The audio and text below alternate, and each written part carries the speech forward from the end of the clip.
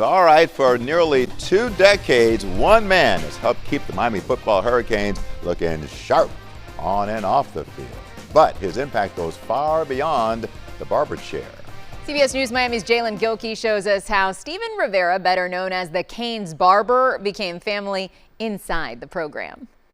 You can ask just about anybody about the power a haircut can have, especially when you're an athlete. Oh, it's a great feeling, you know. So you hop out that chair, you look at the, turn that phone on, get a little selfie on Instagram, let the girls know you got a fresh cut, so you're gonna bring the crowd out on Saturday. It gives you that confidence. It just gives you the energy and the confidence to go outside in this world and perform. And for the Miami Hurricanes, there's one man who's been responsible for keeping the Canes fresh for nearly 2 decades. Everything look. His name, Steven Rivera, better known as Canes barber.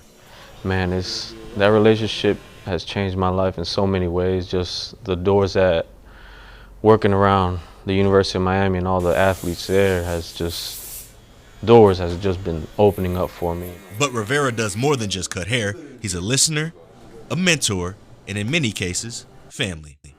Originally met him through, getting haircuts, but we've built a relationship, out of the chair and off of the field, and he's just a great guy. So 18 years has been one of my best friends, and just being able to be around and watch him grow and watch him thrive in certain situations and see everything that he's been through and everything that he's prayed for finally come to fruition from.